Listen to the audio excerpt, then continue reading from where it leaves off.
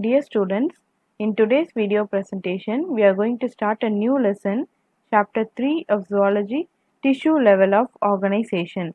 In the previous classes, we completed the lessons Kingdom Animalia and Living World. Now we are going to start a new lesson, Tissue Level of Organization. In the previous lesson, Kingdom Animalia, we discussed the basics of levels of structural organization in animals. In animals, there are different levels of organization. From phylum Coelenterata or Ctenophora, we see tissue level of organization, and from Platyhelminthes, we see organ level of organization. So, what a cell is made up of? A cell is made up of molecules, different kinds of molecules. What are molecules made up of? Different kinds of atoms. So different atoms combine together to form molecules, and the cells are made up of molecules. And there are different types of cells present in animals. There will be smooth muscle cells, nerve cells, and many other types of cells are present. In case of parazoan animals, their body contain group of cells, but those cells are not tightly packed. They are loosely arranged, and the loose aggregates of cells form cellular level of organization in sponges. The example of parazoa are sponges. But in case of eumetazoans, those animals are having different types of cells are grouped together to form tissues.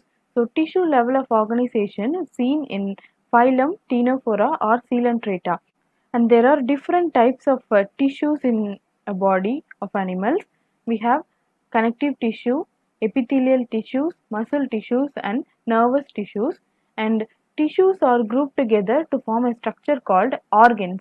So, organ system of organization is seen in phylum Platyhelminthes, and group of organs are doing a specific function, and they comprise organ system in an animal. For example, the example of organs include kidney, urinary bladder, heart, blood vessels. These are the examples of organs, and many organs are grouped together and do a specific function. That a level of organization we call it as system level of organ system level of organization. We have different organ systems in the body. For example, circulatory system. In the circulatory system, there are different organs doing a particular function. Example, heart, blood vessels, and the blood cells are doing a specific function in the body, that is circulation, and this is a circulatory system example. And the other systems are there like skeletal system, digestive system, nervous system, respiratory system. And in organ systems, they consist of different organs that work together so closely and form organ system. And different organ systems in a body are compiled together to form an organism. So human organism is made up of different kinds of organ systems. In multicellular organisms, cells do not operate independently. Instead, they form tight cell communities that live and work together. So ஒரு multi cellular organism எடுத்துக்கிட்டிங்கன்னா அதில் இருக்க cells எல்லாமே டிபெண்ட்டாக இருக்கும், ஒன்று ஒன்று சார்ந்து இருக்கும். அந்த செல்ஸ் எல்லாமே குரூப்பாக ஃபார்ம் ஆகிட்டு ஒரு டிஷ்யூவாக ஃபார்ம் பண்ணும். அந்த டிஷ்யூ ஒரு ஸ்பெசிஃபிக் ஃபங்க்ஷனை பண்ணும். Individual body cells are specialized with each type performing specific function. So பாடியில் இருக்க ஒரு செல்ஸ்க்கும் ஒரு ஸ்பெசிஃபிக்கான ஃபங்க்ஷன் இருக்கும். That helps to maintain homeostasis. நம்ம பாடியில் ஒரு கான்ஸ்டன்டான பாடி கண்டிஷனை மெயின்டைன் பண்ணுறதுக்கு இந்த செல்ஸோடைய ஸ்பெஷலைசேஷன் நமக்கு ஹெல்ப் பண்ணும் and benefits the body as a whole. How the muscle cell looks and acts differs greatly from skin cells. So ஒரு மசில் செல்லையும் ஒரு ஸ்கின் செல்லையும் எடுத்து கம்பேர் பண்ணிங்கன்னா அதோட ஸ்ட்ரக்சர் டிஃபர் ஆகும், அதே மாதிரி அதோட ஃபங்க்ஷன் டிஃபர் ஆகும். ஸோ இப்படி இருக்கிறதுனால தான் ஒரு செல்ஸ்க்கு ஒரு ஸ்பெஷலைஸ்டு ஃபங்க்ஷன் இருக்குது. So cell specialisation allows the body to function in coordinated ways. So muscle செல்ஸ்க்கான ஸ்பெஷல் ஃபங்க்ஷன் அண்ட் ஸ்கின் செல்ஸ்க்கான special function. Muscle cells for movement, skin cells for protection. So இந்த மாதிரி ஒரு செல்ஸ்க்கு ஒரு ஸ்பெஷலைஸ்டு ஃபங்க்ஷன் இருக்கிறதுனால தான் பாடி ஒரு கோஆர்டினேட்டட் மேனரில் ஒர்க் பண்ண முடியுது. Groups of cells that are similar in structure and perform common or related functions are called tissues. So group of cells இருக்குது. அந்த செல்ஸ் எல்லாமே பார்க்கறதுக்கு சிமிலராக இருக்குது. அந்த செல்ஸ் எல்லாமே சிமிலர் ஸ்ட்ரக்சரில் இருக்குது. அதே மாதிரி perform common and related function, ஒரே மாதிரி ஃபங்க்ஷனை பண்ணும். ஸோ அந்த மாதிரி ஒரு குரூப் ஆஃப் செல் இருந்துச்சுன்னா அந்த செல்ஸ் என்னன்னு சொல்லணும்னா டிஷ்யூஸ் அப்படின்னு சொல்லணும். So tissues are the group of cells that are similar in structure and perform a common or related functions. Tissues are organized in specific proportions and patterns to form organs. So, group of cells form tissues and group of tissues form organs. So, இதான் சொல்றாங்க organs are arranged in specific proportion and patterns to form organs. ஒரு tissues எல்லாமே ஒண்ணா சேர்ந்து ஒரு organza form பண்ணுது. ஆர்கன்ஸ்க்கு என்னென்ன example? Lungs, heart, stomach, kidneys, ovaries, testes. These are all the examples of organs. So இந்த லங்ஸ் எடுத்துக்கிட்டிங்கன்னா ரெஸ்பிரேட்டரி ஃபங்க்ஷன் பண்ணும், ஹார்ட் சர்க்குலேட்டரி ஃபங்க்ஷன். ஸோ இந்த மாதிரி ஒரு ஆர்கன்ஸ்க்கும் ஸ்பெசிஃபிக்கான ஃபங்க்ஷன்ஸ் இருக்கும். If 2 or more organs perform common physical and chemical functions, they are called organ systems. So ஒரு ஆர்கன்ஸும் ஒரு function பண்ணுன்னு பார்த்தோம். அந்த மாதிரி எல்லா ஆர்கன்ஸும் ஒன்றா சேர்ந்து ஒரு காமன் ஃபங்க்ஷனை பண்ணுச்சுன்னா அந்த சிஸ்டம் என்ன சொல்கிறாங்க? Organ system. Most organs contain different types of tissues and their arrangement determines the organ structure and function. ஆர்கன்ல இருக்க வெரைட்டிஸ் ஆஃப் டிஷ்யூஸ், அதோடைய ஃபங்க்ஷன் என்ன, அதோட ஸ்ட்ரக்சர் எங்கே இருக்குது, அது எங்கே பிளேஸ் ஆகிருக்கு, அதோட லொக்கேஷன், இதெல்லாம் படிக்கிறதுக்கு பேர் histology. So study of tissue is called histology. Together they provide the structural basis for understanding organ physiology. So ஒரு ஆர்கன் எடுத்துக்கிட்டோம்னா அதில் இருக்கிறது குரூப் ஆஃப் டிஷ்யூஸ் தான். அப்போ அந்த டிஷ்யூஸை படிக்கும்பொழுது அந்த ஆர்கன் எப்படி ஃபங்க்ஷன் ஆகும் அப்படின்றத படிக்கிறதுக்கு யூஸ்ஃபுல்லாக இருக்கும். Animal tissues. Animal tissues are classified according to their size, shape and function of the cells. So ஒரு ஆர்கன் எடுத்துக்கிட்டோன்னா அந்த ஆர்கனில் டிஃப்ரெண்ட் டைப்ஸ் ஆஃப் டிஷ்யூஸ் இருக்குன்னு பார்த்தோம். அந்த டிஷ்யூவோட கிளாசிஃபிகேஷன் தான் இப்போ பார்க்க போகிறோம். அந்த கிளாசிஃபிகேஷன் எதை பொறுத்து பண்ணுறாங்கன்னா, ஒன்று சைஸ், அந்த டிஷ்யூஸோடைய size, their shape and their function. Based on these features, the tissues are classified. There are 4 primary or basic tissue types that interweave to form fabric of the body. They are epithelial tissue, connective tissue, muscle tissue and nervous tissue. The first type is epithelial tissue. நம்ம பாடியில் இருக்க outer covering, அது மாதிரி ஒரு ஆர்கனில் இருக்க மேலே இருக்க outer covering, இது எல்லாத்தையும் என்ன சொல்கிறாங்கன்னா எபிடர்மிஸ் அப்படின்னு சொல்லுவோம். ஸோ அந்த எபிடர்மிஸில் இருக்க டிஷ்யூஸை epithelial tissue layers. Next layer is connective tissue. Namely தெரியுது, 2 டிஷ்யூஸை கனெக்ட் பண்ணுது. ஒரு 2 போனை கனெக்ட் பண்ணுற டிஷ்யூவாக இருக்கலாம், இல்லைன்னா ஒரு மசில்ஸையும் போனையும் கனெக்ட் பண்ணுற டிஷ்யூவாக இருக்கலாம். ஸோ இந்த டைப் ஆஃப் டிஷ்யூஸை கனெக்டிவ் டிஷ்யூஸ்னு சொல்கிறாங்க. இது ஒரு சப்போர்ட் கொடுக்குது. Next the muscle tissue. The muscle tissue for movement. So நம்ம மஸ்குலர் சிஸ்டமில் இருக்க டிஷ்யூஸ் எல்லாமே சேர்த்து மசில் டிஷ்யூஸ் அப்படின்னு சொல்கிறாங்க. ஸோ மஸ்குலர் ஃபங்க்ஷன் என்ன? Movement. And last tissue is nervous tissue for control. So நம்ம நர்வஸ் சிஸ்டமில் இருக்க நர்வ் செல்ஸ் ஆர் இந்த நியூரான்ஸ், கிளையல் செல்ஸ், ஸோ இது எல்லாமே இந்த டிஷ்யூஸ் எல்லாமே நர்வஸ் டிஷ்யூஸ்னு சொல்கிறாங்க. அதோட function is control and coordination of the body. So 4 types of tissues இருக்குன்னு பார்த்தோம். So the first type is epithelial tissue. Epithelial tissue is a sheet of cells that covers the body surface or lines the body cavity. So epithelialனால என்ன சொல்லுவோம்? Epidermis.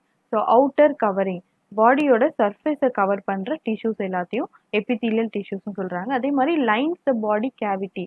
So body abdominal cavity, so அதோடைய லைன்ஸ்லலாம் inner லைனிங்ஸில் இருக்க டிஷ்யூஸ்க்கு பேர் epithelial tissues.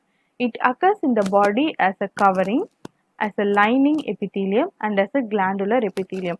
So body கவரிங்காக இருக்கலாம், மேலே சர்ஃபேஸில் இருக்க கவரிங்காக இருக்கலாம், இல்லை இன்னர் லேயர்ஸில் இருக்க digestive lining, respiratory lining, so இது இந்த லைனிங்ஸ்ல எல்லாம் இருக்க டிஷ்யூஸாக இருக்கலாம். ஸோ அது லைனிங் எபித்தீலியம் சொல்கிறோம். And as a glandular epithelium, சில ஸ்பெசிஃபிக் எக்ஸோக்ரைன், எண்டோக்ரைன் கிளான்ஸ் இருக்கும். ஸோ அந்த கிளான்ஸில் இருக்க சர்ஃபேஸில் இருக்க எபித்தீலியம் கிளாண்டுலர் எபித்தீலியம் சொல்கிறோம். ஸோ அந்த கிளான்ஸ் எல்லாமே ஒரு செக்ரீஷன்ஸை வெளியே எக்ஸ்க்ரீட் பண்ணும். என்னென்ன இருக்கலாம்? எண்டோக்ரைன் கிளான்ஸ் வந்து ஹார்மோன்ஸை ரிலீஸ் பண்ணும். So exocrine glands like salivary glands சலைவாவை செக்ரீட் பண்ணும். ஸோ இந்த மாதிரி கிளாண்டுலர் எபித்தீலியம்க்கு செக்ரீஷன் ஃபங்க்ஷன் இருக்கும். The functions of epithelium includes protection. So outer கவரிங்கில் இருக்க சர்ஃபேஸை கவர் பண்ணுற எபித்தீலியல் டிஷ்யூஸ் எல்லாமே ஃபங்க்ஷன் என்ன பண்ணும்? ப்ரொடெக்ஷன் ஃபங்க்ஷன் பண்ணும். So next function is absorption. So digestive லைனிங்கில் இல்லை ரெஸ்பிரேட்டரி லைனிங்கில் இருக்க டிஷ்யூஸ் எல்லாமே அப்சார்ப்ஷன் ஃபங்க்ஷன் பண்ணுது. டைஜஸ்டிவ் எலிமெண்ட்ரி கேனலுக்குள்ளே இருக்க லைனிங்கில் இருக்க ஸ்மால் இன்டெஸ்டைன் பார்த்தோன்னா அந்த ஸ்மால் இன்டெஸ்டைனோட சர்ஃபேஸில் இருக்க செல்ஸ் எல்லாம் specifically they are designed for absorbing the digested nutrients from the blood. And the filtration and excretion, this type of function is seen in kidneys. So kidney cells இருக்க outer coverage and the inner linings எல்லாமே filtration function based on the structural modification of cells, the epithelial tissues are classified into simple epithelium and compound or stratified epithelium. So ஒரு epithelial cells உடைய ஸ்ட்ரக்சரை வச்சு அந்த epithelial டிஷ்யூஸை classify பண்ணுறாங்க. First type is simple epithelium. So இந்த simple epithelium single layer of cells இருக்கும். Compound or stratified epithelium, stratified அப்படின்ற வேர்ட் வந்தாலே மல்டி லேயர் ஆஃப் டிஷ்யூஸ் இருக்கும். ஸோ இதில் பாருங்கள், சிம்பிள் எபித்தீலியம்னா என்னன்னு சொன்னோம், ஒரே ஒரு லேயர் ஆஃப் செல்ஸ் மட்டும்தான் இருக்கும். ஸோ இந்த லேயர் ஆஃப் செல்ஸ் வந்து simple epithelial tissues. So next is compound or stratified எபித்தீலியம்ல multi layer or many layer of cells இருக்குன்னு பார்த்தோம். ஸோ இது ஒரு லேயர், இது ஒரு லேயர். ஸோ நிறைய லேயர்ஸ் வந்து குரூப்பாக அரேஞ்ச் ஆயிருக்கு. ஸோ இது எல்லாத்தையுமே சிம்பிள் ஆர் காம்பவுண்ட் எபித்தீலியல் டிஷ்யூஸ்னு சொல்லணும். So wherever you come across this word stratified, it means that there are many layer of cells are present. Simple epithelium. So first type is simple epithelium. It is composed of a single layer of cells. So ஒரே ஒரு layer of cells தான் இருக்கும். They are found in organs of absorption, secretion and filtration. So absorptionனா intestineல இல்லைன்னா digestive lining இருக்க cells, epithelial cells எல்லாமே absorption function பண்ணும். Glandular எபித்தீலியம்ல secretion function நடக்கும். Kidney அந்த மாதிரி இடத்துல ஃபில்ட்ரேஷன் ஃபங்க்ஷன்ஸ் நடக்கும். Simple epithelial tissue is further classified into squamous epithelium, cuboidal epithelium, columnar epithelium, ciliated and pseudostratified epithelium. So this is squamous, cuboidal and columnar type of cells. So based on the animal tissue classification, we have epithelial, connective, muscular and neural types of tissues. Epithelial tissues எடுத்துக்கிட்டோம்னா simple epithelium and compound epithelium types இருக்கு. So simple epithelium இருக்க tissues squamous, cuboidal, columnar, ciliated and pseudostratified. So இந்த செல்ஸ்ல single லேயரா இருக்கும். So based on the layer of cells, the epithelial cells are classified as simple and stratified. Simple layer of epitheliumல single layer இருக்கும். Stratified layersல many layers இருக்கும். So squamous type of cells are flat layer of cells. இது ஒரு லேயர்ல இருந்துச்சுன்னா simple squamous, many layers இருந்துச்சுன்னா stratified squamous. இது cuboidal. Cuboidal cells cube shapeல இருக்கும். So இந்த cube shapeல இருக்க செல்ஸ் எல்லாம் ஒரே லேயர்ல அரேஞ்ச் ஆயிருந்தா அதை சிம்பிள் cuboidal சொல்லணும். Stratified cuboidalல many layer of cube cells are arranged in layers. So இது columnar cells. இதோட ஹைட் எல்லாமே அதிகமாக இருக்கும். ஸோ இந்த சிங்கிள் லேயர்ல இருக்கிறதுனால சிம்பிள் columnar epithelial cells அப்படின்னு சொல்லணும். இது stratified columnar epithelium cellsல many layers of columnar cells வந்து அரேஞ்ச் ஆயிருக்கும். This is the third layer is pseudostratified layer. Pseudostratifiedனா இது பார்க்கறதுக்கு many layers இருக்க மாதிரி தெரியும், ஆனால் இது ஒரே லேயர் தான் இருக்கும். ஸோ இதோட நியூக்ளியஸ் பார்த்தோம்னா டிஃப்ரெண்ட் பிளேசஸ்ல அரேஞ்ச் ஆயிருக்கும். ஸோ அப்போ பார்க்கும்பொழுது இது ஒரு லேயர், இது ஒரு லேயர்னு செப்பரேட்டாக நமக்கு தெரிஞ்சாலும் இது ஒரு செல்ஸ் பக்கத்தில் இருக்கு, ஒரே லேயராக தான் இருக்கு. So this type is called as pseudostratified columnar epithelial cells. The squamous epithelium is made up of a single thin layer of flattened cells with irregular boundaries. So simple squamous epitheliumல single layer of tissues தான் இருக்கும். So அதில் இருக்க layers of cells flattened cells-ஆ இருக்கும். அதே மாதிரி irregular boundaries இருக்கு. They are found in the kidney glomeruli, air sacs of lungs, linings of heart, blood vessels and lymphatic vessels. இந்த squamous epithelium எங்கெங்க இருக்குன்னா kidney glomerular structureல இருக்கு, லங்ஸோடைய ஏர் சாக்ஸ். ஸோ இந்த structure பார்த்தீங்கன்னா ஒரு லங்ஸில் ப்ரெசென்ட் ஆகிருக்க ஏர் சாக்ஸ். இந்த ஏர் சாக்ஸை சுற்றி எபித்தீலியல் ஸ்குவாமஸ் எபித்தீலியல் செல்ஸ் தான் இருக்குது. ஸோ அந்த ஸ்ட்ரக்சரை பார்த்தீங்கன்னா ஒரு flattened layer of cells. They are involve in functions like forming a diffusion boundary and filtration in sites where protection is not important. So squamous epithelial செல்ஸ்னாலே அதுக்கு covering function, protection function இருக்குன்னு பார்த்தோம். இங்கே இருக்க பிளட் வெசல்ஸில் இருக்கிறது, linings of heart, air sacs. So இதிலெல்லாம் filtration work பண்ணுற ஃபங்க்ஷனை இந்த ஸ்குவாமஸ் எபித்தீலியல் செல்ஸ் பண்ணுது.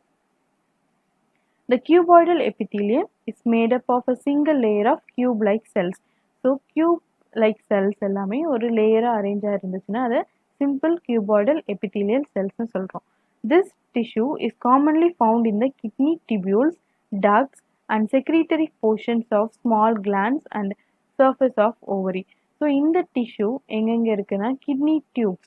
So kidneyயில் இருக்க tubes filtration function பண்ணுற tubesல, ductsல and secretory portions of small glands, சின்ன சின்ன glands, சுரபிகள், நம்ம பாடியில் இருக்க சுரபிகள், இதில் எல்லாமே இந்த cuboidal epithelial cells இருக்கு. Its main functions are secretions and absorption. So secretion and absorption, kidney tubules இருக்க epithelial cells filtration function, secretion function and absorption function பண்ணுது. Next is columnar epithelium. Columnar epithelium is composed of single layer of tall cells with round to oval nuclei at the base. So இதுதான் ஒரு columnar epithelial cells.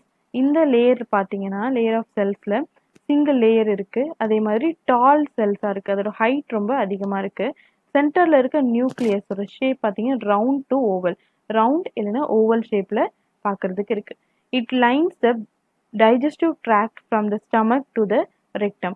So இந்த columnar cells எந்த பிளேஸில் locate ஆகிருக்குன்னா digestive சிஸ்டமில், ட்ராக்டில், ஸ்டமக்கில் இருந்து rectum வரைக்கும் இருக்க அந்த டைஜஸ்டிவ் ட்ராக்ட் கட் லேயர்ஸில் columnar epithelial cells இருக்கு. The two modifications of this lining are the presence of microvilli on the apical surface of absorptive cells and goblet cells which secrete the protective lubricating mucus. So இந்த digestive tractல columnar epithelial cells இருக்குன்னு பார்த்தோம் from stomach to rectum வரைக்கும். So அந்த லைனிங்கில் microvilli இருக்கும். அந்த microvilli small இன்டெஸ்டைனில் இருக்க மைக்ரோவில்லையோட ஃபங்க்ஷன் என்ன? Absorption function. பிளட்டில் டைஜஸ்ட் ஆன நியூட்ரியன்ஸ் ஆர் மினரல்ஸை அப்சார்ப் பண்ணுறது தான் அதோடைய function. And goblet cells which secrete the protective lubricating mucus. So these are the modified columnar goblet cells which are present in the gastrointestinal tract and secrete mucus.